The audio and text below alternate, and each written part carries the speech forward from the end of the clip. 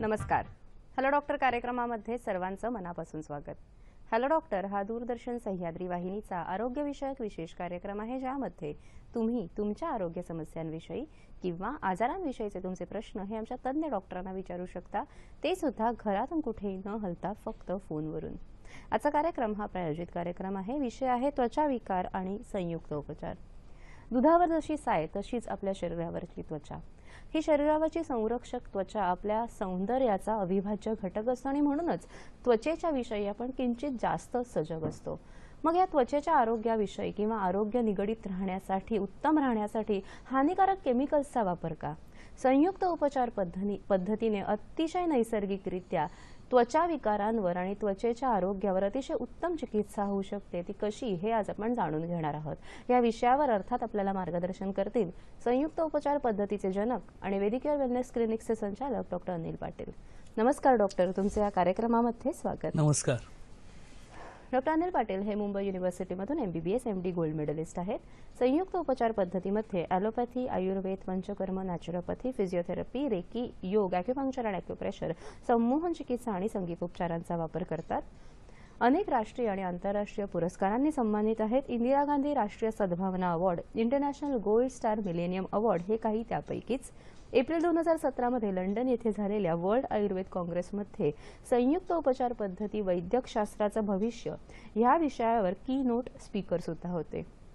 दर्शको, त्वचा विकार आणि संयुक्त उपचार असा आजच्या कार्यक्रमाचा विषय आहे. कार्यक्रमामध्ये प्रश्न विचारण्यासाठी तुम्ही उत्सुक असालच. प्रश्न विचारण्यासाठी लागतील आमचे दूरध्वनी क्रमांक. आमचे दूरध्वनी क्रमांक असे आहेत: 022 हा मुंबई बाहेरच्या प्रेक्षकांनी STD कोड डायल करायचा आहे. मोबाईल धारकांनी सुद्धा कोड डायल करायचा आहे. आमचे 2 क्रमांक आहेत. पहिला क्रमांक 24908050, दुसरा क्रमांक 24988050. या दूरध्वनी क्रमांकांवर संपर्क साधून आपण आमच्या कार्यक्रमामध्ये जरूर सहभागी होऊ शकता. जास्तीत जास्त प्रश्न आम्ही नेहमीच आमच्या कार्यक्रमामध्ये घेण्याचा प्रयत्न करत असतो, म्हणून फोन करताना कृपया आपल्या टीव्ही संचाचा आवाज कमी ठेवावा. प्रश्न हा विषयाला अनुसरून थोडक्यात आणि सलग विचारावा. याशिवाय संयुक्त उपचार पद्धतीच्या कार्यक्रमामध्ये एक विशेष सदर असतं, ते म्हणजे प्रश्नमंजुषा.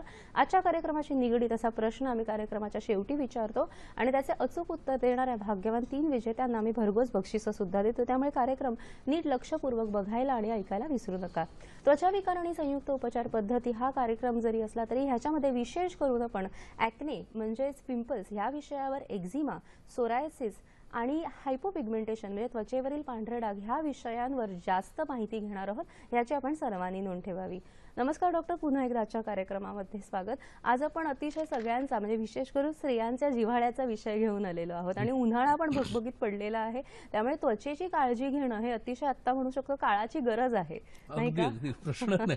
आणि हिंदुस्थानासारख्या उष्णकटिबंधीय देशामध्ये आपण फार जागरूक असतो आणि आपल्या इथे रेशियल मिक्सचर आपल्या देशामध्ये असल्यामुळे आपण उगाचच त्या गोरेपणाला खूप जास्त भाव देतो आणि सतत प्रयत्न करत असतो. माझ्या मते कांती चांगली असणं हा फार महत्वाचा विषय आहे. म्हणजे तुमची कांती तेजपुंज आहे का, कांती तुमची कशी दिसते हे फार. म्हणजे सावळा, जवळजवळ सगळ्याच नट्या आपल्या जुन्या साऊथ इंडियन नट्या सावळ्या आहेत आणि अतिशय सुंदर दिसतात पडद्यावर. आणि सगळ्यांची कांती तुम्ही पाहिली तर इतकी सुंदर आहे, तकतकी. आत्ताही तू रेखाची आणि हेमा मालिनीची कांती पाहिली, साऊथ इंडियन आहेत, सावळ्या असून पण अतिशय सुंदर कांती. ती कांती फार महत्वाची असते. मला त्या कांतीवरून एक सुंदर अभंग आठवतो ज्ञानेश्वरांचा, की आपण जेव्हा देवळात जातो तेव्हा आपण जेव्हा देवाकडे, मूर्तीकडे पाहतो तेव्हा आपल्याला दिसतं की तेज जे असतं, मूर्तीचं तेज आपल्या डोळ्यात भरतं पटकन आणि आपलं लगेच डोकं नतमस्तक होतं त्यांच्यासमोर. तर त्याचं एक ज्ञानेश्वरांचा एक सुंदर अभंग आहे तो कांतीवर. ते पांडुरंगांची कांती कशी आहे ते सांगतो. पांडुरंग कांती दिव्य तेज झळकती, रत्न टिळकाची प्रभा, अगणित लावण्य तेजपुंजाळले, नवनवलची शोभा, कानडा हो विठ्ठलू कर्नाटकू, तेणे मज लावियला वेडू. अख्ख्या महाराष्ट्राला वेड लावलेला पंढरपूरचा विठोबा खरंच. तो कसा सुंदर दिसतो काळा असून, कारण त्याची कांती तेजपुंज आहे, प्रभा फाकलेली आहे संपूर्ण.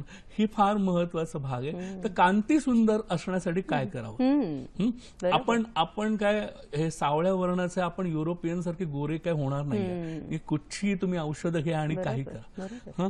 तर आणि युरोपियनची कांती पण फटफटीत असते हो, ती त्याला तजेलदारपणा नसतो. जेवढा कधी कधी सावळ्या रंगाला जसा तजेलदारपणा असतो तेवढा नसतो. म्हणून मला सांगावंसं वाटतं की त्वचा निरोगी कशी राहावी, त्वचेला झाला काही रोग तर पटकन चांगल्या नैसर्गिक रीतीने कसा बरा करावा हे आपण शिकूया. नुसतेच बाहेरनं आपलं कोरडी केमिकल असलेली सौंदर्य प्रसाधने वापरून तुमची त्वचा नीट होणार नाहीये. सर, आपण जेव्हा म्हणतो की त्वचा, तर नेमकी ही त्वचा काय असते, म्हणजे ह्याविषयी थोडंसं अधिक माहिती देऊ शकता का? त्वचा हे इंद्रिय आहे आपलं, हे फार महत्वाचं समजून घ्यायला पाहिजे की त्याचे एक साधारण 3 भाग असतात. ही पहिली स्लाइड मी तुम्हाला दाखवतो. एक बाह्य स्तर आहे, मध्य स्तर आहे, आंतरस्तर आहे. तर ह्याच्यामध्ये असतं काय, ह्याच्यामध्ये केश असतात, त्याच्यामध्ये घर्मग्रंथी असतात, चरबी असते, कनेक्टिव्ह टिश्यू असते आणि सर्वात महत्वाचं म्हणजे स्वेदग्रंथी, चरबी संबंधित ग्रंथी किंवा सीबम सिक्रेटिंग ग्लँड ज्याला म्हणतो आपण, त्या म्हणजे त्यात ऑइल ज्याला तैल ग्रंथी असं आपण मराठीमध्ये त्यांना म्हणू शकतो. तर ह्या गोष्टी त्याच्यामध्ये असतात. आणि त्याची कार्य काय आहेत त्वचेचं, तर प्रथम म्हणजे आतल्या भागाला संरक्षण देणं, विषाणू विषारी द्रव्य असून संरक्षण, तापमानाचं नियंत्रण त्वचा करते, अल्ट्राव्हायोलेट रेज पासून संरक्षण करते, स्पर्श ग्रहण आहे, मलनिर्हरण म्हणजे घामातून बऱ्याचसा कचरा आपल्या शरीरातून उत्सर्जित केला जातो बाहेर. जसं किडनी काम करते तसं थोड्या प्रमाणात त्वचा काम करते. आणि जीवनावश्यक द्रवांना शरीरात टिकवणे, म्हणजे डिहायड्रेशन न होऊन देणं, ह्याचं पण त्वचा. त्यामुळे त्वचा हे फार महत्वाचं एक इंद्रिय आहे असं मला सांगावंसं वाटतं. बरोबर. सर, आपण जेव्हा म्हणतो की त्वचेचं उत्तम कार्य चालू आहे तेव्हा त्वचा तुकतुकीत आहे, पण अनेक वेळेला काय होतं की टीनेज सुरू होतं लहान मुलांना मुलींना, आणि मग चेहऱ्यावर अशा पुटकुळ्या मुरुम यायला लागतात आणि मग ती अतिशय सुंदर अशी बेबी सॉफ्ट त्वचा थोडीशी विद्रूप व्हायला लागते. आणि मग नंतर काय होतं की मुलं अतिशय त्यामुळे काय म्हणतो आपण उदासीन होऊ शकतात किंवा कधी कधी फोडण्याचा प्रयत्न करू शकतात. तर ह्याविषयी आपण काय सांगू शकता? अगदी तुला आश्चर्य वाटेल, तर माझ्याकडे काही अशा केसेस येतात की त्या बऱ्या होत नसल्यामुळे, चेहरा विद्रूप झाल्यामुळे अक्षरशः काही तरुण मुली 16 वर्षाच्या 18 वर्षाच्या मुली त्यांच्या डोक्यात आत्महत्येपर्यंत विचार घोळत असतात की माझा चेहरा इतका विद्रूप झालाय.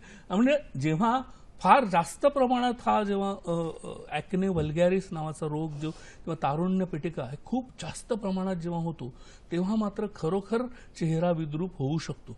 तर त्याचं कारण सर, आपण पुढे जाण्यापूर्वी एक प्रश्न घेऊया. आपल्याला प्रश्न आलेला आहे जालन्यावरून. पांडुरंग प्रश्न विचारतायत. नमस्कार. माझं इन्फेक्शन झालेलं आहे बरं का सर. कसलं इन्फेक्शन बोला? लाल चट्टे झालेले आहेत माझ्या पोटाला, ओटीमध्ये आणि दोन्ही बाजूला गांजारात आणि पायाला 3 जाग्यावर आहे. लाल चट्टे गोल गोल आणि खाजते, कधी आग बी होती आणि कधी सुजल्यावानी पण होते आणि टणक पण लागते कधी कधी. बरं, कधीपासून झालंय? ते 5-6 महिने झाले. कापूस तोडल्यापासूनच झालं. 6 महिने झाले. बरं, 6 महिनेच झालेत ना? बरं, ठीक. घरामध्ये इतर कोणाला आहे? नाही, इतर कोणालाच नाही. मलाच झालं पहिल्यांदा. आधी झालं होतं पण थोडं नॉर्मल, त्याला 2007 ला झालं तर 1 महिन्यात कव्हर झालं होतं. बरं, ठीक. बरं, ठीक, ठेवा. ह्यांचं बोलणं ऐकून मला हे क्रॉनिक फंगल इन्फेक्शन असण्यासारखं वाटतं. आता क्रॉनिक फंगल इन्फेक्शन म्हणजे ह्याच्यामध्ये काय होतं की चट्टे उठतात अंगावर आणि चट्टे उठून डाग पडतात लाल. हे जे आहे टिपिकल, माझ्याकडे फोटो आहे त्याचा. तर हा संसर्ग झालेला कॅन्डिडा नावाच्या फंगसमुळे त्वचेला संसर्ग झालाय. ह्याची कारणं बरीच असू शकतात. स्थौल्य आहे, मधुमेह आहे, आर्द्र वातावरणात काम करणे, रोगप्रतिकारक क्षमता कमी असणे वगैरे वगैरे. त्याच्यामध्ये खाज, आरक्तवर्णता, त्वचा फाटणं, कोरडेपणा, खपल्या येणं वगैरे वगैरे लक्षणं दिसू शकतात. त्या त्वचेची आपण नमुना तपासणी जर घेतली तर आपल्याला कळू शकतं ती फंगस आहे की नाही सूक्ष्मदर्शकाखाली. तर ह्यात अँटी फंगल मलम औषधं वापरणं हा एक भाग झाला, आणि अतिशय स्वच्छता म्हणजे ठेवणं हा फार महत्वाचा. म्हणजे दिवसातनं 1-2 वेळा आंघोळ करणं आणि कोरड्या टॉवेलने व्यवस्थित पुसणं, म्हणजे हायजीन थोडक्यात पाळणं हे फार महत्वाचं आहे. आणि झाल्या लवकरात लवकर ट्रीटमेंट घेणं. तर संयुक्त उपचार पद्धतीमध्ये आयुर्वेदिक काही अँटी फंगल औषधं वापरली जातात, ज्याचा वापर जर केला आपण, गंधयुक्त अशी औषधं असतात, तर पूर्णपणे ही फंगस निघून जाऊ शकते आणि बरे होऊ शकते.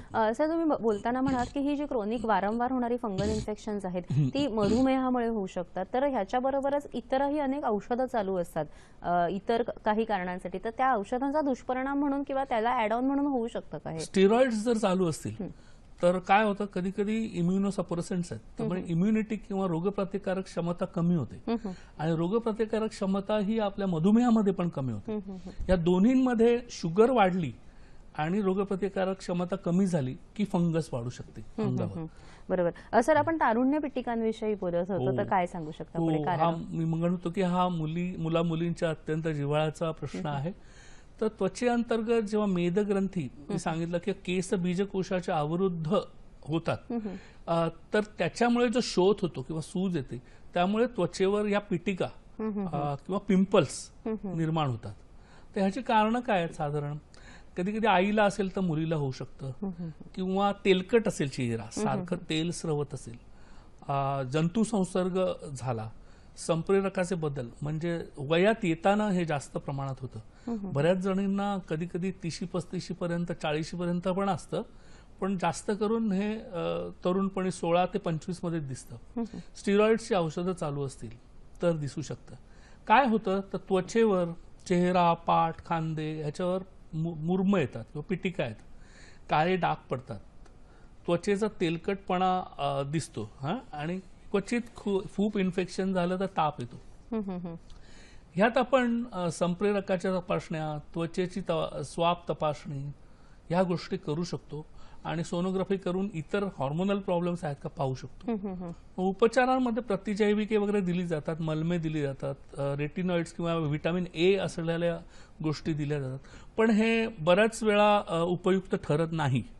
मग अशा वेळी काय करावं? संपूर्ण पंचकर्म म्हणून पहिलं क्लीन करून घ्यावं संपूर्ण बॉडी, वमन, विरेचन, बस्ती, रक्तमोक्षण गरज असेल तर सगळ्यांनी ही संपूर्ण शरीराची स्वच्छता एकदा करून घेतली आतून, की त्याच्यानंतर आतलं पित्त आणि तेलकटपणा त्वचेचा हा कमी होतो.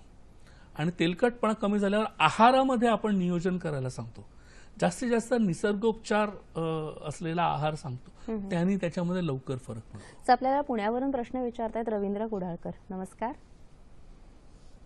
नमस्कार डॉक्टर अनिल पाटील सर. हा, नमस्कार. मी रवींद्र कुडाळकर पुण्याहून बोलतोय. माझे 2 प्रश्न आहेत आपल्याला.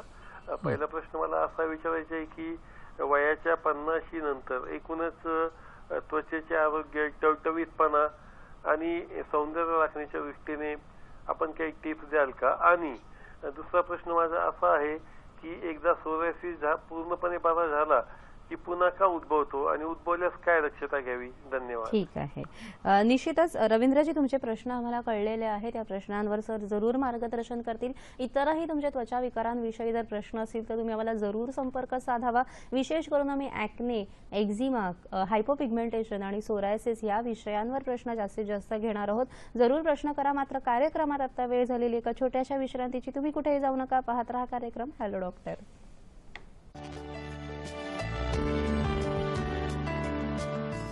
याशिवाय प्रचंड उन्हाळा बाहेर आहे आणि आपण त्वचेविषयी जेव्हा विचार करत असतो तेव्हा सनस्क्रीन लावणं हे आजकाल सगळ्यांचं नेहमीचं काम झालेलं आहे. पण सनस्क्रीन कसं लावावं त्यावरून सुद्धा संरक्षण किती मिळणार आहे हे अवलंबून असतं. त्यामुळे सनस्क्रीन घराच्या बाहेर पडताना 20 मिनिटं कमीत कमी आधी लावलेलं असावं. आणि मुंबईसारख्या ठिकाणी किंवा महाराष्ट्रामध्ये उष्णकटिबंध आपला प्रदेश आहे, त्यामुळे कमीत कमी SPF ते असतं ते कमीत कमी 30 असलं तर जास्त चांगलं, आणि त्याप्रमाणेच तुम्ही लावू लावलं तर तुम्हाला त्वचेला संरक्षण सनस्क्रीनमुळे नक्कीच मिळू शकतं. सर, ब्रेकमध्ये जाण्यापूर्वी आपल्याला रवींद्र कुडाळकर यांचे 2 प्रश्न होते. ते म्हणत होते की 50 नंतर त्वचा टवटवीत ठेवण्यासाठी किंवा सौंदर्यासाठी काय टिप्स द्याल? सर्वात महत्त्वाची म्हणजे ऑफकोर्स स्नेहन आणि स्वेदन. आपल्या आयुर्वेदामध्ये पंचकर्मामध्ये जे पूर्वकर्म आहे की त्वचा वृक्ष होते, त्याला सर्वात चांगली गोष्ट म्हणजे आपलं जसं दिवाळीमध्ये पहिली आंघोळ आपण करतो किंवा आपलं एकूणच वृक्षता वाढत असते वातावरणामध्ये, मग ती वृक्षता आपल्या त्वचेमध्ये शिरू नये म्हणूनच पहिली आंघोळ केली जाते. आणि त्या दिवशी उठणं आणि संपूर्ण शरीराला तेलाने मालिश करून मग थोडा वेळ ते तेल जिरवल्यानंतर मग गरम पाण्याने आंघोळ केली जाते. तर ही पहिली आंघोळ फक्त शेवटची होऊन जाते आणि परत पुढच्या दिवाळीपर्यंत आपण दुसरी पहिली आंघोळ करायला थांबतो, असं नसतं.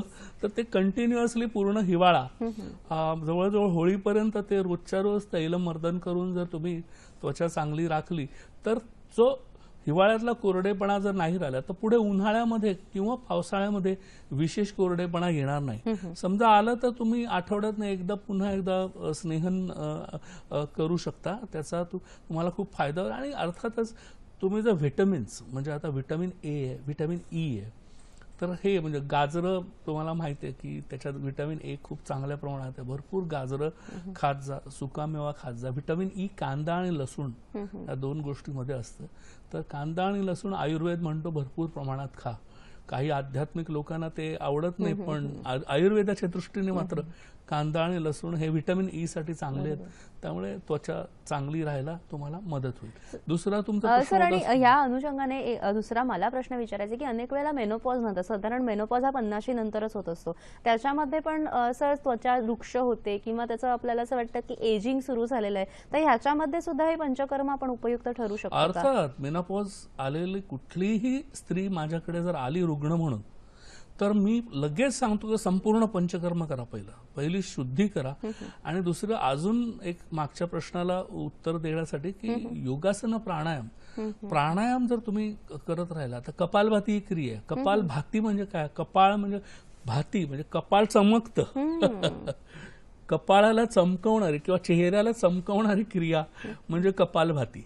तर ती कपालभाती क्रिया तुम्ही जर करत राहिला, जलनेती करत राहिला तर तुम्हाला चेहऱ्यावर तुकतुकीतपणा आणि सौंदर्य टिकवता येईल. सर, त्यांचा दुसरा प्रश्न होता सोरायसिस विषयी, की सोरायसिस एकदा पूर्णपणे बरा झाला तर तो पुनरुद्भव का होतो असं त्यांना विचारायचं होतं. सोरायसिस हा बरा करणं हे सोपं काम नाही आहे वैद्यकशास्त्राला. म्हणजे आधुनिक वैद्यकशास्त्रामध्ये तर सोरायसिसला उपाय नाही. संयुक्त उपचार पद्धतीमध्ये सोरायसिसला उपाय आहे. ही आनंदाची बातमी पहिली तुम्हाला सांगावीशी वाटते. पण असं आहे की हा नुसता त्वचा विकार नाही आहे. सोरायसिस हा मनोशारीरिक विकार आहे. म्हणजे कधी कधी काय होतं, तुम्हाला बऱ्याच सोरायसिस असणाऱ्या रुग्णांना जाणवत असेल की जेव्हा त्यांचे मानसिक ताण वाढतात तेव्हा अचानक त्यांच्या लक्षणं पण खूप जास्त प्रमाणात वाढतात. तर सोरायसिस हा कमी जास्त होतो त्याच्यामुळे. तर ह्याच्यामध्ये आहारविषयक पथ्य हा फार एक महत्त्वाचा भाग असतो. आहारामध्ये जर तुम्ही चुकलात तरी देखील सोरायसिस वाढू शकतो. मानसिक ताण वाढला तरी सोरायसिस वाढू शकतो. म्हणजे आतून तुम्हाला जेव्हा इंटरनल पीस होईल तेव्हा तो सोरायसिस पूर्णपणे बरा होतो. त्याच्यामुळे बऱ्याचशा सोरायसिसच्या रुग्णांना मी योग साधना करायला लावतो, म्युझिक थेरपी देतो, रेकीचे सेशन देतो किंवा त्यांना सांगतो तुम्ही रेकी शिकून घ्या माझ्याकडून. रेकीचा कोर्स करा, स्वतःला रेकी देत राहा आणि आपोआपच तो सोरायसिस पूर्णपणे निघून जाईल. आपण मला असं वाटतं सोरायसिसच्या अनुषंगाने विषय आता आलेलाच आहे, तर आपण सोरायसिस पहिल्यापासूनच बरोबर. सोरायसिस म्हणजे नक्की काय? कारण सोरायसिस हा विशेष करून शब्द असतो, तो अनेक वेळेला आपल्याला अपरिचित असा असतो. तर सोरायसिस म्हणजे नेमकं काय असतं? आता हा एक असंसर्गजन्य विकार आहे. म्हणजे तो बघितला की खूप घाबरायला होतं. जो झालेला आहे तुम्हाला तो दिसतोय तर असं वाटतं बापरे, हात लावला आपण तर आपल्याला पण होईल, पण तसं नाही होतंय. तो असंसर्गजन्य आहे, एकामुळे दुसऱ्याला होत नाही. आणि ज्याच्यामध्ये लिम्फोसाइट्समुळे काही म्हणजे रोगप्रतिकारक शक्तीमध्ये थोडा बिघाड उत्पन्न जातो आणि त्यामुळे त्वचेला सूज येणारे केमिकल्स स्रवले जातात आणि त्यामुळे त्वचेवर जास्त प्रमाणात खपल्या किंवा वृक्षता येते. तर ह्याची नेमकी कारणं काय? तर काही जेनेटिक कारणं पण असतात. जनुकीय बदल जर झालेले असतील, वातावरणात बदल झाले, म्हणजे समजा आपण एका ठिकाणाहून दुसऱ्या ठिकाणी राहायला गेलो, ते आपल्याला तिकडचं पाणी हवा सूट नाही झाली तरी देखील होऊ शकतं. अनुवंशिकता हा भाग आहे. म्हणजे समजा घराण्यात सोरायसिस असेल तर एक टेंडन्सी असते सोरायसिस होण्याची. आणि एकूणच रोगप्रतिकारक क्षमता ज्यांची कमी असते त्यांना सोरायसिस होतो. लक्षणं काय होतात तर लालसर गुलाबी त्वचेवर खपल्या पडतात. त्वचेची खपली काढल्यास रक्तवर्ण ठिपका येतो. कधी कधी नखांच्या मुळाशी एक पिवळसर चॉकलेटी पट्टा येतो. डोक्यात कोंडा होतो. कानाच्या मागे, कधी कधी डोक्यात, बऱ्याच ठिकाणी सोरायसिस होऊ शकतो. म्हणजे कधी कधी सोरायसिस संपूर्ण शरीराला होतो. कधी कधी फक्त पामर आणि प्लांटर म्हणजे हाताला, म्हणजे तळव्यांना, हाताच्या आणि पायाच्या तळव्यांना, ह्या दोनच ठिकाणी असतो. आणि कधी फक्त केसांमध्येच असतो किंवा कानाच्या मागेच असतो. आणि कधी कधी कोपरं असतात, आपल्या हाताची कोपरं आणि गुडघ्यांचा समोरचा भाग, ह्या इथे सोरायसिस. आणि दोन प्रकारचे सोरायसिस आहेत, एक तर ड्राय सोरायसिस आणि वेट. म्हणजे कधी कधी नुसत्याच अशा सुक्या लिजन्स असतात, म्हणजे सुक्या जखमा असतात की ज्याच्यातनं काही स्रवत नाही. आणि वेट सोरायसिसमध्ये ओल्या जखमा असतात, म्हणजे अक्षरशः त्यातून स्राव असा बाहेर पडत राहतो. आणि सुक्या याच्यामध्ये खाजवलं की कोंडा पडतो. हे टिपिकल त्याचं लक्षण आहे. सर, सोरायसिस विषयी आपण जाणून घेऊया. आपण आपल्याला प्रश्न आलेला आहे. प्रज्ञा प्रश्न विचारतायत सिंधुदुर्गवरनं. नमस्कार. हा, नमस्कार. हा, बोला. हॅलो. हा, बोला. नमस्कार. प्रश्न असा आहे माझा की मी थंड हवेच्या ठिकाणी राहून सुद्धा मला एप्रिल आणि मे मध्ये माझ्या अंगामध्ये, पायाने आणि हातामध्ये हीट होते आणि हीट बाहेर पडते आणि उन्हामध्ये गेल्यावर मला खूप त्रास होतो. त्रास म्हणजे नेमका काय होतो? त्रास म्हणजे पायाने, हातामध्ये जळजळ होते आणि असं पाण्यामध्येच राहावं किंवा डायबिटीस आहे तुम्हाला? नाही. बर, ठीक आहे, हरकत नाही, ठेवून द्या. म्हणजे हे टिपिकल एक्झाम्पल आहे पित्त प्रकृतीचं. अच्छा. जेव्हा मार्च मध्ये होळी येते आणि त्याच्यानंतर वातावरण बदलतं, त्यांनी सांगितलं की उन्हाळ्यात त्रास होतो, तो एक टिपिकल टाइम आहे. आणि दुसरी वेळेस सप्टेंबर पासून जेव्हा ऑक्टोबर मध्ये आपण जातो तेव्हा पण हे वातावरण जेव्हा बदलतं की थंड, पावसामुळे थंडी पडलेली असते आणि नंतर अचानक वातावरण बदलून ते गरमीकडे जातात, त्याला ऑक्टोबर हीट म्हणून. ह्या दोन मोसमामध्ये पित्त प्रकृतीचे जे लोक आहेत त्यांना खूप त्रास होऊ शकतो. आणि त्यांनी सांगितलं की उन्हामध्ये गेल्यावर त्यांना त्रास होतो, पाण्यात बसून राहावं असं वाटतं.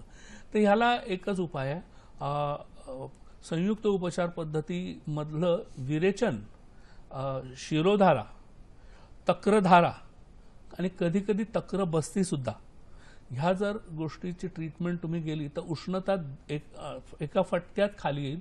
आणि त्याच्यानंतर तुमच्या आहारावर तुम्हाला थोडं नियंत्रण ठेवायला लागेल.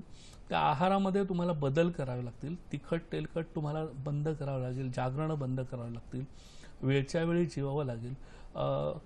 लिंबू पाणी, ताक, कलिंगड, काकडी, पेरू ह्या थंड गोष्टीचं सेवन जास्त प्रमाणात करायला लागेल. तर ह्या सगळ्या गोष्टी एकत्रितपणे केल्या तर तुम्हाला संपूर्णपणे बरं वाटेल. सर, आणि ह्याच्या अनुषंगाने अनेक वेळेला ना अंगावर असे लाल चट्टे येतात किंवा चेहऱ्यावर लाल चट्टे येतात, ओठ सुजतात किंवा असं खाज येते त्या गोष्टीला, तर हे नेमकं काय असतं? ही सुद्धा उष्णता असते का? त्याला आपण आयुर्वेदामध्ये शीतपित्त म्हणतो. ओके. आमच्या ॲलोपॅथीमध्ये आम्ही याला अर्टिकेरिया म्हणतो. म्हणजे खाऊन काही वेळेला काही खाल्लं, समजा शेंगदाणा खाल्ला, साबुदाणा खाल्ला, मिरची खाल्ली किंवा काही गोष्ट खाल्लं, फूड ॲलर्जी टाईप, तर त्याला आपण ॲलर्जिक डर्मेटायटिस पण म्हणू शकतो. तर ह्याच्यामुळे काहीतरी खाल्ल्यावर पटकन पुरळ उठतं अंगावर, तोंडावर सूज येते वगैरे वगैरे. ह्याला देखील पूर्णपणे ट्रीटमेंट आहे. संपूर्ण पंचकर्मामधलं विरेचन आणि रक्तमोक्षण ही दोन ट्रीटमेंट्स त्याला खूप चांगल्या लागू पडतात. आणि आहार नियोजन करावं लागतं. जसं मी मगाशी सांगितलं की ते आहार नियोजन केलं तर अर्टिकेरिया पूर्णपणे निघून जाऊ. सर, आपल्याला विनोद यांचा प्रश्न आलेला आहे जालन्यावरून. नमस्कार. नमस्कार. हा, बोला. Hello madam. हा, बोला. हॅलो मॅडम, तर आमचे 23 वर्ष वय आहे. हॅलो. हा हा, ऐकतोय आम्ही, तुम्ही बोलत राहा. तर तोंडावर पांढरे चट्टे येतात मॅडम. हं. तोंडावर पांढरे चट्टे येतात, तर औषधाचा वापर केला तरी बरे होत नाही सर. फक्त तोंडावर आहेत की पुढे अंगावर पण आहेत? नाही सर, तोंडावरच सर फक्त. बर, मग त्याला पांढरे डाग म्हणून सांगितलंय का डॉक्टरनी? त्याचं निदान असं पांढरे डाग म्हणून केलंय का? नाही सर, औषधाचा वापर केला पण काही क्लिअर झालं नाही. बर, ठीक आहे, धन्यवाद. ठीक. थोडक्यात मला अनेक नेहमी वेळेला अनेक असं वेळा हा. वाटतं की रुग्णांनी थोडे जास्त प्रश्न विचारावेत डॉक्टरांना, की मला झालंय काय नेमकं. हा, ते नुसतं आपले जातात, डॉक्टरने काहीतरी औषध दिलेलं असतं, घेतात, झालं बरं तर ठीक आहे, नाही बरं झालं तर दुसऱ्या डॉक्टरकडे जातात. हे असं नाही व्हायला पाहिजे. आपल्याला कुठचा रोग झाला, जसं सोरायसिस बद्दल आता मी तुला डिटेल सांगत होतो की सोरायसिस हा विचित्र रोग आहे, तसाच हा दुसरा एक रोग आहे. ओके. हा, मला असं वाटतं की ते जे काही म्हणतायत त्याच्यावरनं मला असं वाटतं की हे श्वेतकुष्ठ ओके. किंवा ज्याला आपण पांढरे डाग म्हणतो तो हा रोग असा, ओके. किंवा त्याला व्हिटिलिगो, ओके. हायपोपिगमेंटेशन अशा विविध नावाने आपण जाणतो. तर हा नेमकं हे असं दिसतं. हा, त्या हातावर तुला दिसत असेल की ते पांढरे डाग पडलेले आहेत. हेच चेहऱ्यावर पडतात, अंगावर कुठे पण पडतात. हे टिपिकल. आपण काही लोक काळे असतात, काही लोक गोरे असतात. त्याचं कारण काय, तर त्वचेमध्ये मेलॅनिन नावाचं एक रंगद्रव्य असतं. त्या रंगद्रव्याचं प्रमाण ज्यांच्यामध्ये जास्त असतं ते लोक सावळे होतात किंवा काळे होतात. ज्यांच्यामध्ये रंगद्रव्याचं प्रमाण अतिशय कमी असतं ते गोरे गोरे पान दिसतात. तर तसंच होतं. पण नेमकं होतं काय की जर सावळी त्वचा असेल आणि एखाद्याच ठिकाणी किंवा मधूनच एखाद्या ठिकाणी जर डाग पडला आणि रंगद्रव्याचं प्रमाण कमी झालं तर असे डाग हे दिसतात आणि ते भयंकर विद्रूप दिसतात. दुसरी गोष्ट, ह्याच्याविषयी लोकांमध्ये गैरसमज आहे की ते दुसऱ्याला होतं, हात लावला की, किंवा आईला असेल तर मुलाला होईल वगैरे. हे सगळं झूट आहे, सगळं खोटं आहे, असं काहीच होत नाही. या पांढऱ्या डागांविषयी आपण अशीच माहिती घेत राहूया. प्रत्येक पांढरा डाग हा कोड असतोच का, याविषयी तुमच्या मनात उत्सुकता असेल, माझ्याही मनात उत्सुकता आहे. मात्र कार्यक्रमात आता वेळ झालेली एका छोट्याशा विश्रांतीची.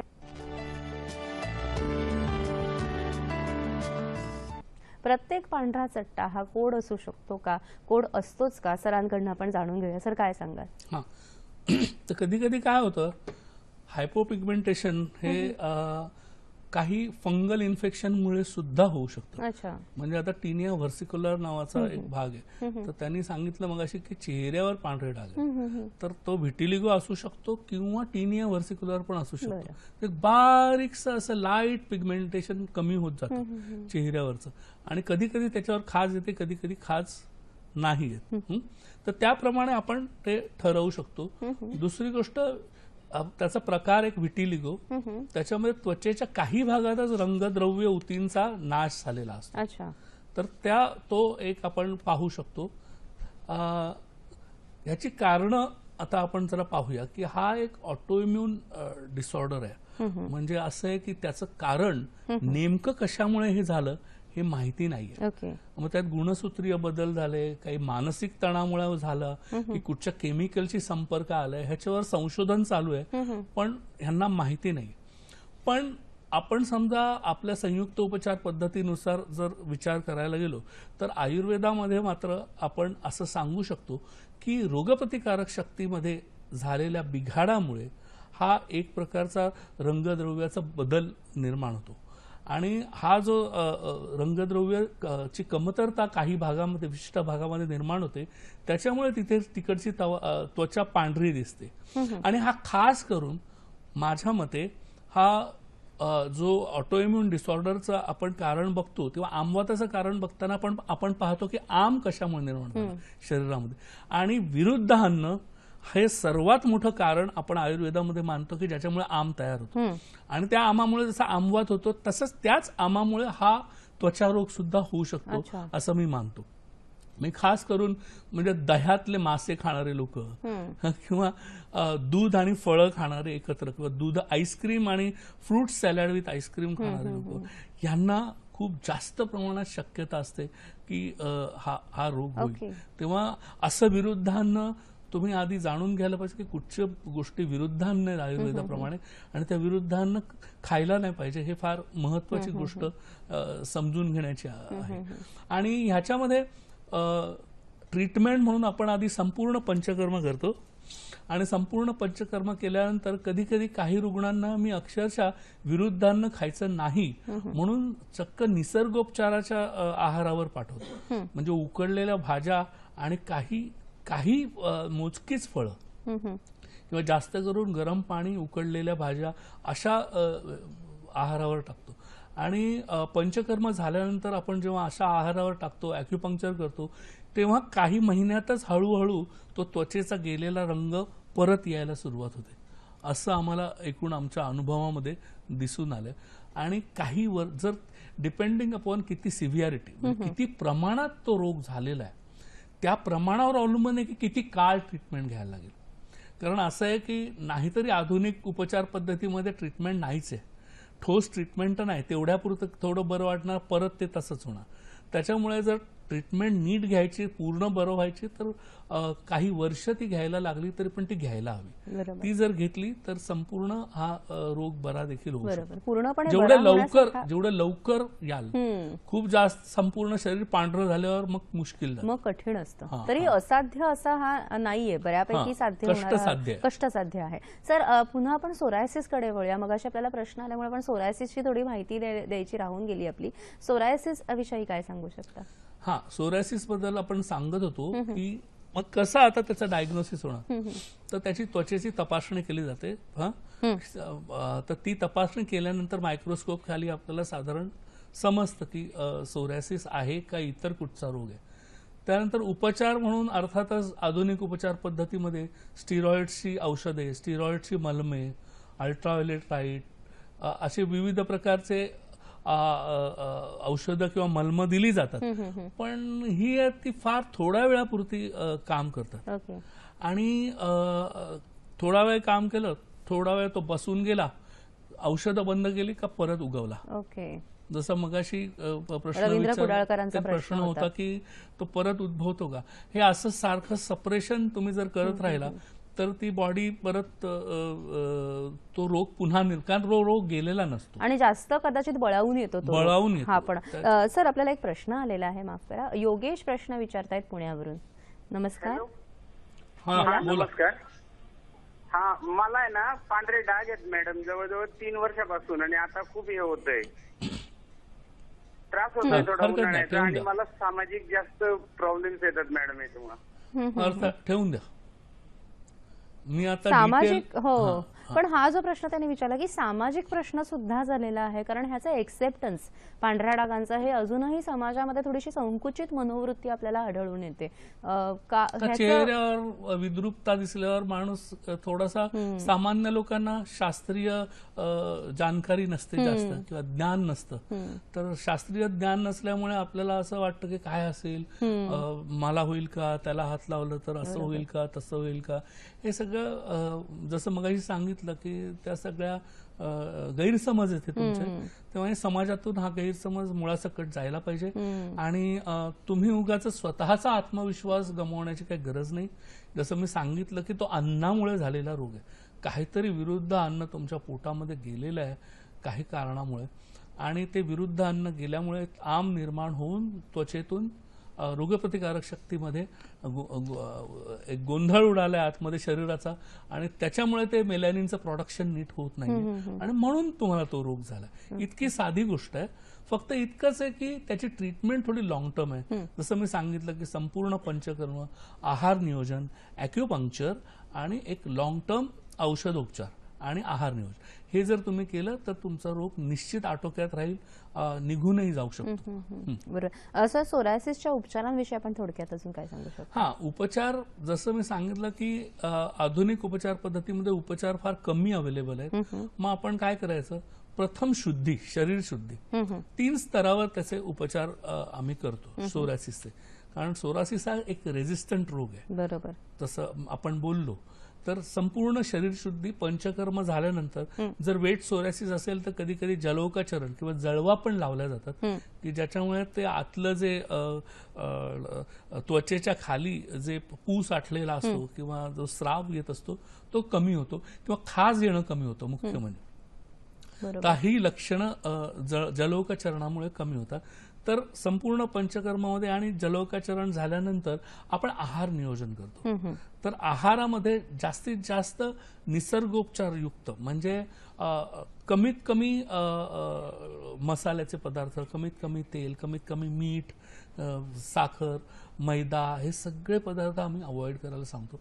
आणि निसर्गोपचाराचा म्हणजे कसं की उकडलेल्या भाज्या की त्यात कमीत कमी मसाले असतील, साधं डाळ भात कडधान्य कमी प्रमाणामध्ये, खूप जास्त प्रमाणात नाही, जास्त प्रमाणात पालेभाज्या, असं जर तुम्ही केलं ट्रीटमेंट एकत्रितपणे आणि जरा लॉंग टर्म ट्रीटमेंट जर घेतली 2-3 वर्ष घ्यायची तयारी असेल तर सोरायसिस बरा होऊ शकतो. मानसिक ताणासाठी संगीतोपचार, रेकी, मंत्रोच्चार ह्याचा आपण वापर करतो. आणि एक आध्यात्मिक स्तरावर देखील काउन्सिलिंग करावं लागतं कधी कधी. संपूर्ण शरीराला जर सोरायसिस झाले असेल तर त्या माणसाचा आत्मविश्वास अतिशय खाली गेलेला असतो. अतिशय त्रासदायक तो रोग आहे. त्याच्यामुळे जर त्याला आध्यात्मिक काउन्सिलिंग करून देखील आपल्याला पाहावं लागतं. आणि ह्या तिन्ही स्तरावर जेव्हा आपण काम करतो तेव्हा नक्कीच सोरायसिस अटॅक. असा आपल्याला प्रश्न आलेला आहे. नरेंद्र प्रश्न विचारतायत नंदुरबारवरून. नमस्कार. नमस्कार. हा बोला. हॅलो. हा बोला. नरेंद्र पगारे बोलतोय नंदुरबारवरून. सर, माझा प्रश्न असा आहे की मिसेसचा जे आहे ना पोटाच्या भागावर आणि पाठीच्या मागे काळे डाग पडलेले आहेत, ह्या उन्हाळ्यातच होतात. बर. तर त्यावर काय इलाज करता येईल? खाज येते का त्याच्यावर? खाज येते. हो, खाज येते. आणि उन्हाळ्यामध्ये जास्त प्रमाणात होतं? हो, उन्हाळ्यातच होतं. घामडेम सुद्धा येतात. घामडेम म्हणतात ना आपण, घामडेम. हो, घामडेम आणि हे काळे चट्टे पडलेले पोटावर आणि पाठीच्या मागे याच्यावर. बर बर. तर त्याच्यावर इलाज सांगा. बर. त्यांनी सांगितलं की उन्हाळ्यात होतं जास्त. आणि मला असं वाटतं की घाम पण उन्हाळ्यामध्ये जास्त प्रमाणात येतो. फंगल इन्फेक्शन असण्याची शक्यता आहे. तर आपल्याला ते निदान त्यांना बघितल्यावरच करता येईल की फंगल इन्फेक्शन आहे. पण ह्याचबरोबर जर फंगल इन्फेक्शन असेल तर मगाशी मी ट्रीटमेंट त्याची सांगितली की गंधकयुक्त रसायनांचा वापर करून आपण फंगल इन्फेक्शन पूर्णपणे घालवू शकतो. सर, पण अनेक वेळेला ना आपल्या चेहऱ्यावर असे बटरफ्लाय सारखे रॅशेस असतात किंवा काळे डाग येतात आणि थोडेसे विद्रुपतेकडे जाणारं हे असतं, तर मग हे बरे होऊ शकतात का? तर कधी कधी काय होतं, प्रेग्नन्सीमध्ये किंवा हॉर्मोन्समध्ये स्त्रियांमध्ये बदल झाले किंवा मेनोपॉज जवळ आला तर बऱ्याच वेळा चेहऱ्यावर स्त्रियांच्या बटरफ्लाय रॅश किंवा बटरफ्लाय सारखे काळे डाग पडतात. त्यांना जर बरं करायचं असेल तर तुम्हाला पहिलं संपूर्ण पंचकर्मा, पहिलं नंबर 1, कारण मेनोपॉज जवळ आले असं किंवा इव्हन हॉर्मोनल प्रॉब्लेम असेल तर. दुसरी गोष्ट ॲक्युपंक्चर आणि त्याच्यानंतर काही आयुर्वेदिक औषध, जशी मंजिष्ठा आहे तशा काही आयुर्वेदिक औषधी थोड्या लॉंग टर्म घ्याव्या लागतात. आणि चौथी गोष्ट म्हणजे रोजच्या रोज योगासन आणि प्राणायाम आणि क्रिया करायच्या. जर ही चारही गोष्टी तुम्ही केल्या तर हे जे रेझिस्टंट हायपर पिगमेंटेशन आहे की जे जनरली बरंच होत नाही. कारण काय होतात, बिचाऱ्या ह्या मेनोपॉजल स्त्रिया किंवा बऱ्याच स्त्रिया माझ्याकडे येतात की अरे आम्हाला सांगितलं डॉक्टरनी आता हे तुमच्याकडे कायमच राहणार, हे तुमचं काय आता जाणार नाहीये.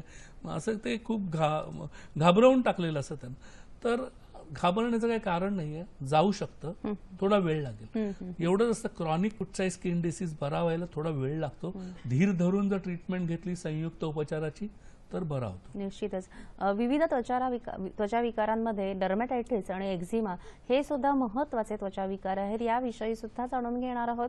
मात्र कार्यक्रमात आता घेऊया एक छोटीशी विश्रांती. विश्रांतीनंतर सर्वांचं पुन्हा एकदा हॅलो डॉक्टर कार्यक्रमामध्ये स्वागत. कार्यक्रमामध्ये पुढे जाण्यापूर्वी पुढचे हॅलो डॉक्टरचे कार्यक्रम कोणते आहेत ते आपण पाहून घेऊया. हॅलो डॉक्टर प्रायोजित कार्यक्रम थेट प्रसारण शुक्रवार दिनांक 12 मे 2017 रात्री 8 वाजता. विषय आहे वंध्यत्वावर रॅपिड ऍक्शन अप्रोचने मदत. सहभाग डॉक्टर सुप्रिया पुराणिक.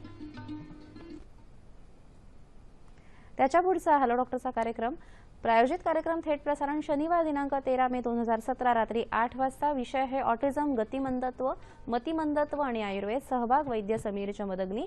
या दोन्ही कार्यक्रमांमध्ये ईमेलद्वारे प्रश्न विचारून आपण कार्यक्रमात सहभागी होऊ शकता. आमचा ईमेल आहे, संकेतस्थळ आहे hello.ddkmumbai@gmail.com. मात्र कार्यक्रम सुरू होण्यापूर्वी जर ईमेल आले तरच आम्ही त्यांचा समावेश कार्यक्रमादरम्यान करू शकतो. अन्यथा ह्या ईमेल्सना आम्ही जरूर उत्तर देण्याचा कार्यक्रमानंतर प्रयत्न करतो. सर, आपण जेव्हा हायपर पिगमेंटेशन म्हणजे त्वचेवरील काळे डागांविषयी बोलत होतो तर त्याच्या उपचारांविषयी अजून थोडक्यात आपण सांगितलंच. मात्र आता पुढचे फार महत्त्वाचे 2 विषय आपल्याला अजून कव्हर करायचे, ते म्हणजे डर्मॅटायटिस आणि एक्झिमा. डर्मॅटायटिस म्हणजे नेमकं काय? हा एक क्रॉनिक डिसीज आहे की ज्याच्यामध्ये त्वचेला खाज सुटते आणि लालसर पुरळ येतं. जसं शीतपित्तामध्ये मी सांगितलं की काही खाल्ल्यावर ॲलर्जी झाली समजा, तर त्याच्यानंतर कसं दिसतं त्याचप्रमाणे पण कधी कधी खूप जास्त प्रमाणात हे होऊ शकतं. म्हणजे जसं हे हात दाखवलेला आहे इकडे, तर खूप जास्त प्रमाणात जर झालं तर साधारण असं दिसतं. ह्याचे विविध प्रकार आहेत. काही गोष्टी लाईक अटोपिक डर्मॅटायटिस हे अनुवंशिक कारणांमुळे सुद्धा होऊ शकतो. कॉन्टॅक्ट डर्मॅटायटिस म्हणजे काही जणांना रबराला हात लावला, प्लास्टिकला हात लावला किंवा रेक्झिनला हात लावला तरी पण ॲलर्जी होते, किंवा काही केमिकल्सला हात लावला तरी पण त्रास होतो. त्यानंतर झेरॉटिक डर्मॅटायटिस हे त्वचेची वृक्षता, म्हणजे कधी कधी व्हिटॅमिन ए ची डेफिशियन्सी खूप जास्त प्रमाणात झाली तर झेरॉसिस होतो. तर अगदी डोळ्यामध्ये सुद्धा कंजंक्टायव्हाचा पण झेरॉसिस होतो. तसा त्वचेचा पण झेरॉसिस व्हिटॅमिन ए च्या डेफिशियन्सीमुळे होतो. सिबोरिक डर्मॅटायटिस खूप प्रतिकारक क्षमता आपली जर कमी झाली तर सिबोरिक डर्मॅटायटिस होतो, किंवा पोषण तत्वांची जर कमतरता असेल तर त्यामुळे होतो.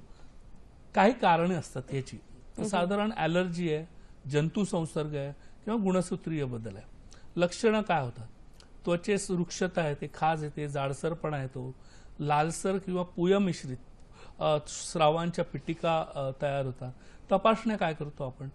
त्वचेची बायोप्सी करतो, पॅच टेस्ट करतो, ॲलर्जेन टेस्ट करतो. ॲलर्जी टेस्टिंग बद्दल सर्वांना माहीतच असतं. उपचार काय करायचे? तर आपल्याला दिनचर्येत बदल करावा लागतो. त्वचेची आर्द्रता राखणारी मलमं वापरावी लागतात. अर्थातच आधुनिक उपचार पद्धतीमध्ये स्टिरॉइड्स किंवा अँटीहिस्टॅमिनिक्स किंवा इम्युनोसप्रेसंट्स औषधं दिली जातात.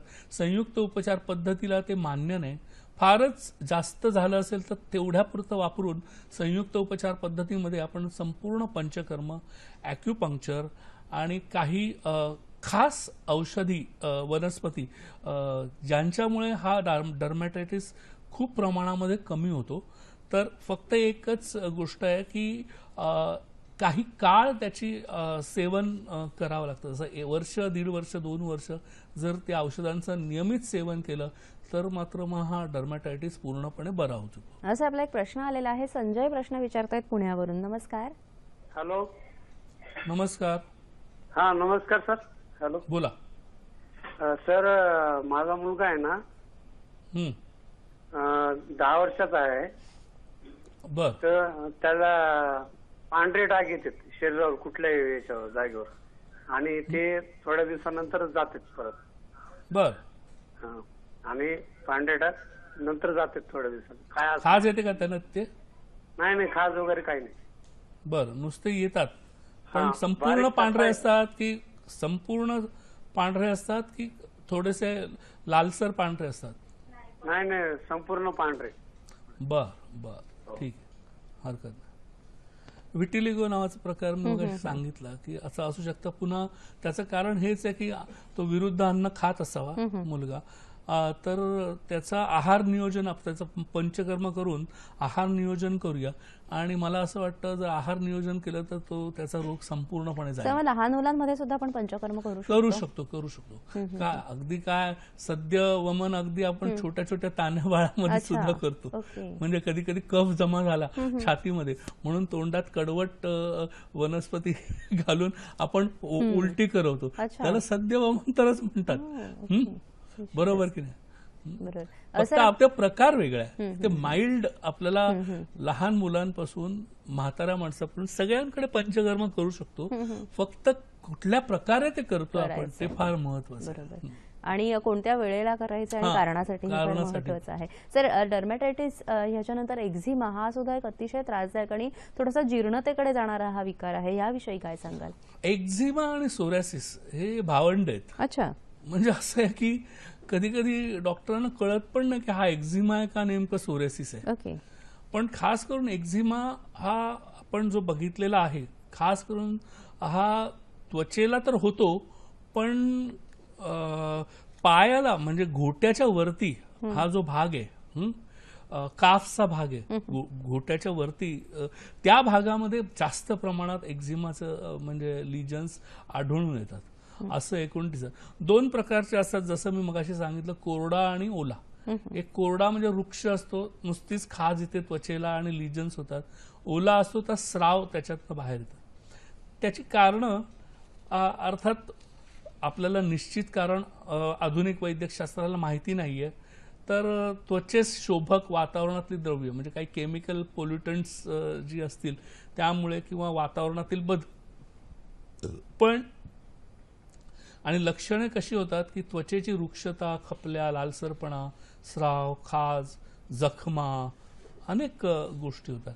उपचार काय करायचं? प्रथम कारण जाणून घेऊया. जसं आपण सोरायसिसचं कारण जाणून घेतलं आणि आपल्याला समजलं की सोरायसिस हा काही अनुवंशिकता वगैरे ह्या गोष्टी आहेतच, पण रोगप्रतिकारक शक्तीमध्ये झालेल्या बदलामुळे झालेला आहे. काय वातावरणातला बदल आहे एक, मनोशारीरिक भाग हा दुसरा भाग झाला, आणि अन्नामध्ये आपल्याला पाहावं लागेल की कुठच्या प्रकारचं अन्न रुग्ण ग्रहण करतो आणि त्यानुसार त्याचं नियोजन आपल्याला पाहावं लागेल की तिथे काय चुकतंय. त्याचं विरुद्ध आहार घेत असेल तर आपल्याला ते प्रथम टाळावं लागेल. उपचार म्हणजे शोभक द्रव्यांपासून बचाव, ॲलर्जी असलेला आहार टाळणे, त्वचेची रुक्षता कमी करणारी मलमे, स्टिरॉइड वगैरे दिली जातात, पण आम्ही सहसा ते देत नाही. संपूर्ण पंचकर्म करून रक्तमोक्षणाचा फायदा मात्र याच्यामध्ये खूप होतो, आणि औषधं आपण साधारण 1-2 वर्ष त्यांना देतो. निश्चित.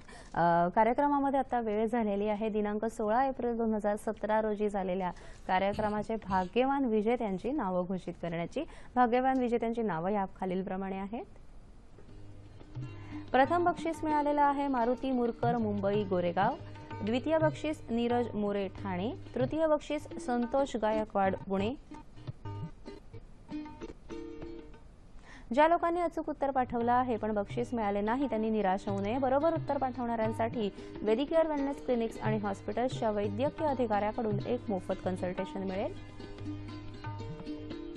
कार्यक्रमात स्पर्धेसाठी विचारण्यात येणारा आजचा प्रश्न आहे, सोरायसिस या त्वचा विकारावर प्रभावी ठरणारी उपचार पद्धती कोणती?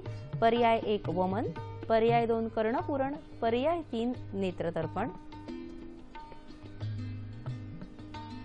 SMS साठी क्रमांक आहे 9819353720. अचूक उत्तर पाठवण्याची अंतिम तारीख आहे 9 मे 2017 रात्री 8 वाजेपर्यंत. प्रश्नाचे अचूक उत्तर देणाऱ्या विजेत्यांना वेदिकेअर वेलनेस क्लिनिक्स आणि हॉस्पिटलतर्फे विशेष भेट देण्यात येईल. अशा सर्व विजेत्यांमधून लकी ड्रॉ पद्धतीने निवड केलेल्या आमच्या खास विजेत्याला प्रथम पारितोषिक ₹2,500, द्वितीय पारितोषिक ₹1,500, तृतीय पारितोषिक ₹1,000 चे गिफ्ट हॅम्पर देण्यात येईल. या विजेत्याचे नाव पुढील महिन्याच्या कार्यक्रमात जाहीर करण्यात येईल.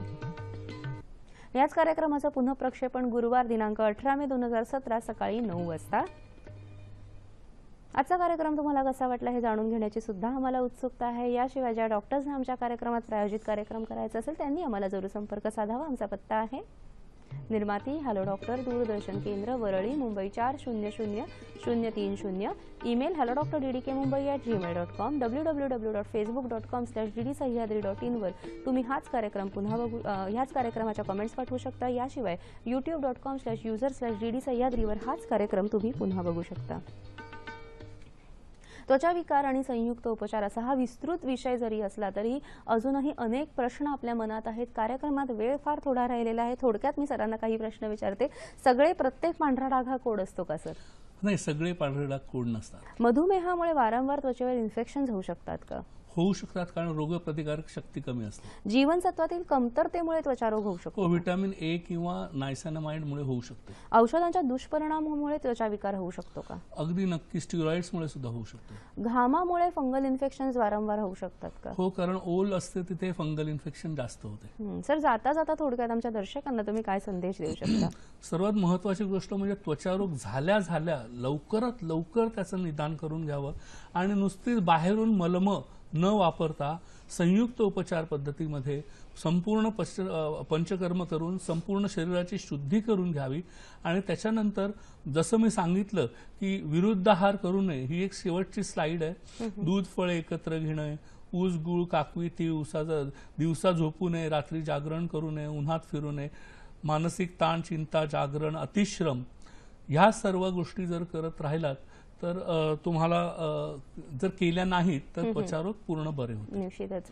यशोमती मैया से बोले नंदलाला, राधा क्यों गोरी मैं क्यों काला, सावळा विठ्ठल सावळा हरी, सावळा कृष्ण आणि सावळा राम. आपल्या भारतीय परंपरेमध्ये सावळेपणा हा अतिशय नकारात्मक अजिबात नाही आहे. विशेष करून तेजपुंज त्वचा अशी ह्या त्वचेचं वर्णन आणि गौरव केलेला आहे. आणि या त्वचेची काळजी घेण्यासाठी संयुक्त उपचार पद्धती तुमच्या मदतीला नेहमीच आहे. मला वाटतं या कार्यक्रमातून, आजच्या विषयातून हा विश्वास नक्कीच निर्माण झालेला आहे.